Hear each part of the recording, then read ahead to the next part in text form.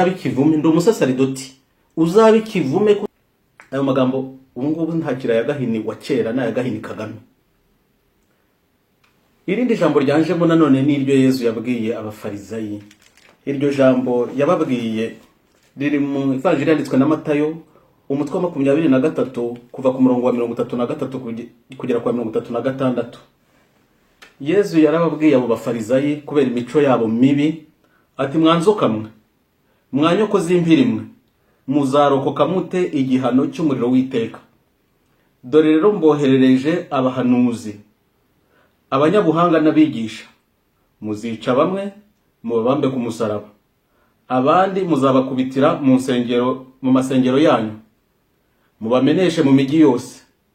Bityo ariko muzaryozwa amaraso yose atagira ingano yamenetse ku isi, kuva ku maraso ya Abeli intungane kugera ku maraso ya Zakariya mwene Barakiya mwatsinze hagati y'ingoro n'urutambiro rwayo. Ndababwira ukuri, ibyo byose bizaryozwa ab'iki gihe. Aya magambo ni ayawe Paul Kagame umaze kwica Kizito Mihigo w'inzira karengana umuhoro ubusa.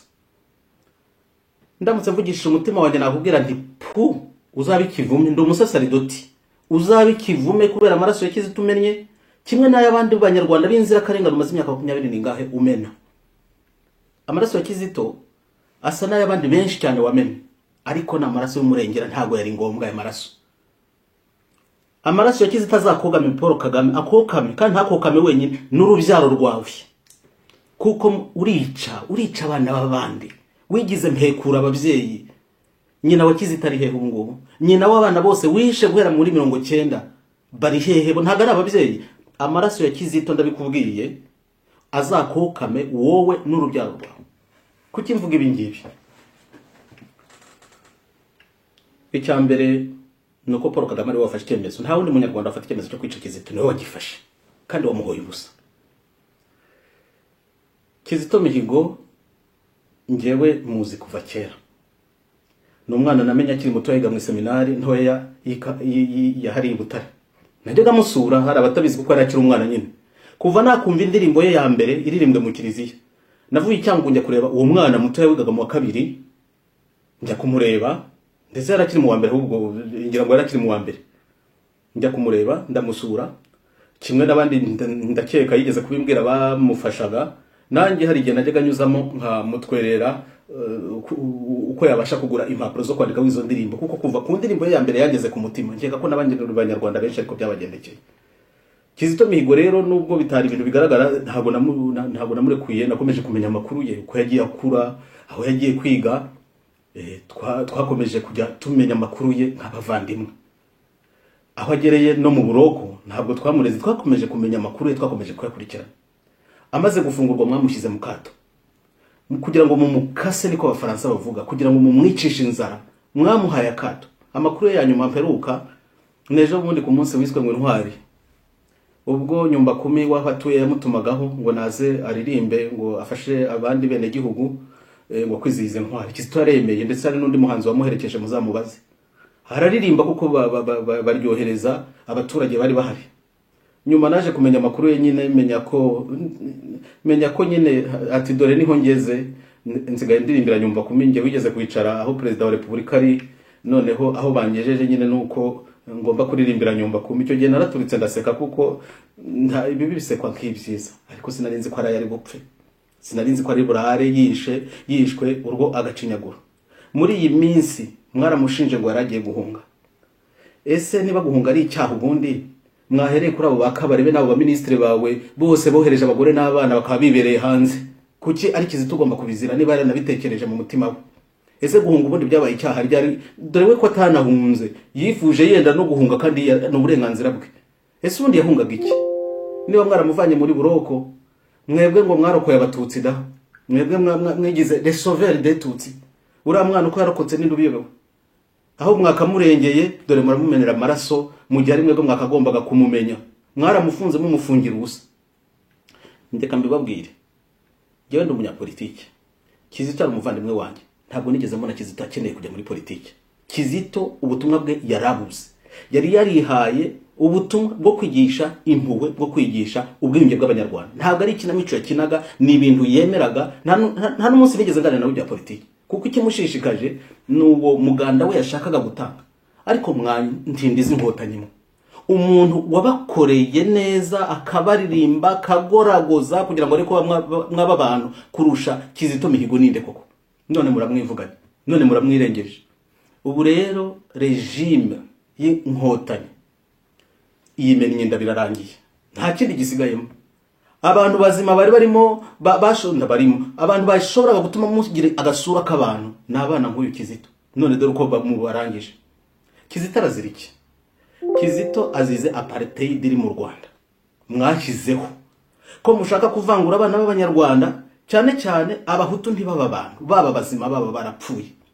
Kizito ni umwana ukomoka mu bwoko w'abatutsi wenyine uhagaze kumugaragara, aravuga ati mwo kabyaramo. Aranabiririmba, abishyira mu ndirimbo ituje, abishyira mu ndirimbo y'Imana kugira ngo ariko mwakumva nabo ngabo abo batutsi abo bahutu mwarimbaguye nabo nabavandimwe ndabasabira. Yarataragera ku rwego rwo kuva ko mwishe n'abatutsi kandi nabo mwarabamase, dore n'ikimenyimenyi nguyu. Ati nabo nabavandimwe ndabasabira, nicyo mumuhoye. Ntabwo mushaka kubyumva ibyo ngibyo, ntimushaka umuntu uvuga ko abahutu n'abari abantu. Kizito aravuze ati n'abantu ndabasabira, nicyo mumuhoye, nta kindi. Ibyo turabizi, n'abatari babizi babimenye.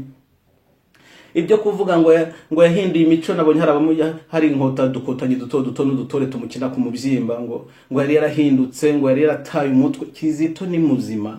Kizito nta butungane, nta munyarwanda umurusha ubutungane, cyane cyane mwe b'inkotanyi zingozi zibibi mugiye kumara abantu mwica n'abana nk'aba ngaba. Icyo azize nta kindi no gushaka guharanira bwa bwiyunge bw'abanyarwanda, ubwiyunge nyakuri atari bwa bundi mubeshya. Ntabwo dushobora kwiyunga abantu batareshya, ntabwo mushobora kwiyunga abantu batitwa abantu bose, tutitwa abanyarwanda ku buryo bungana.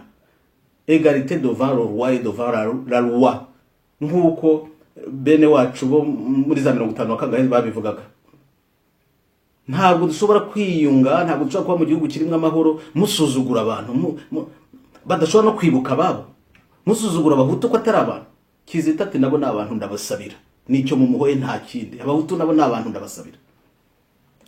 Reka rero mvuge ngo abiha gushaka gutesha agaciro isura ya Kizito muribeshya. Kizito abanyarwanda baramuzi kandi baramukunda, baramukundira ko yagaragaje umutima wa kimuntu. Kavuga ati nagize ibyago mu buzima bwanjye, nabaye imfubyi, nararokotse nanjye ubwanjye narokotse urupfu. Ariko reka twubake u Rwanda abantu bashobora kubanamo. Nicyo mumuhoye, nicyo mumwica, ntimushaka kubyumva. Murashaka gukomeza kuba inkotanyi nk'uko mwami zisuzugura abahutu, zica abantu, zikica abatutsi badashaka kumva iyo mvugo. Ejo bundi Kabare yavuze ko azambuka imisozi akajya kujanjagura abahutu ngo bazi ubwenge, ngo n'abakoze n'amaboko yabo hakaba bafite imitungo. Kiziti ijambo rye rizaba ati nabo n'abantu ndabasabira, twese turi abanyarwanda kimwe. Nicyo mumuhoye, nicyo mumwiciye, nta kindi azize. Ngo yashatse kwambuka umupaka, ntawe yambutse. Niba yanashaka kuwambuka, ese umuntu ajya guhunga akagenda n'ibikapu ngugiye kuri aeroport. Ura Kizito ngo agiye mu mitwe y'iterabwoba, ujya mu mitwe y'iterabwoba se ni kuri agenda? Kwibeshya mwangotanye imwe, dore ko ikinyoma cyanyu muzapfana nacyo.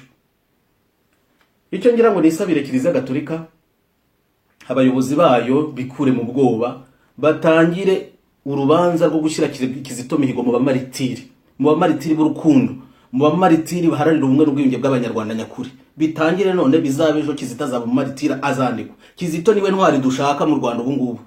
Kizito niwe ntwari haguruka ikarenga ibyo mushukisha abana b'abatutsi mubashuka ko ari bo banyarwanda bonyine, ko ibyiza byose by'igihugu ari ibyabo bonyine. Akavuga ati ariko n'abagenzi banjye n'abantu. Kizito nicyo mumuhoye. Kizito nta kindi azira, nicyo mumuhoye. Muramuhora ko avugira abandi banyarwanda. Ndagira ngo nsaba abanyarwanda bitegereze, cyane cyane abana b'abatutsi mushuka. Ubu se nanone intera hamwe zishe Kizito ko ari zo zagowe. Intera hamwe no kuvuga abahutu nibo bamwishe ubu ngubu, nibo bamwishe, ntabwo ari mwebwe, ntabwo ari mwamwishe ku gatandatu umurambo we mugakomeza kuwukiniraho. Umva, reka nsoze. Ndagira ngo mbwira abanyarwanda bongere bumve indirimbo z'umuhanzi Kizito Mihigo. Ndagira ngo bamukunde kumurushaho kandi bamusabire. Bikira Mariya umubyeyi w'ikibeho iwabo amwakire mu ijuru arambuye amaboko. Ariko ntabwo dusenga gusa, ndagira ngo ngire abanyarwanda mu murimo, inkotanyi zizatumara si abantu. Inkotanyi zigize baruhekura ababyeyi, cyane cyane Paul Kagame. Ubu ngubu ni uvuga ntagire uwabeshyira, amenyere kubeshyira abandi. Niwe wafashe icyemezo, niyo mpamvu musabira umuvumo nk'umusasaridoti kuri we n'abana be. Uko yica abana b'abandi nawe abe bazahure n'umuvumo. Umusasaridoti afite uburenganzira bwo gufunga no gufungura. Ndabikubwiye Paul Kagame, doraho nibereye. Icyanyuma ntabura kuvuga, murishuka kwenda Kizito mu mufunzo umunwa, ko atazongera kuririmba, ko atazongera gutambutsa ubutumwa bw'ubumwe n'ubwiyunge. Muribeshya. Kizito yavuze kandi uko yababonye, yaragerageje kubyandika uko yababonye. Abafite ako kabanga muryumeho mwicecekere. Kizito muri iyi minsi azabwira inkotanyi, azakubwira Paul Kagame n'izo nkotanyi zawe, azabavuga uko ababwira abanyarwanda, ababwira amahanga. Mureke muzareba kandi ntabwo iryo banga ryo rifite ngende, hari benshi barifite, hari abavandimwe benshi barifite. Niba mushaka kuza kuri reba iwanjye nta kibazo muzi, ariko hari abandi benshi barifite. Kizito azavuga, azakomeza avuga ubwiyunge, avuge n'uruhare mwagize mu gusenya kiriya gihugu.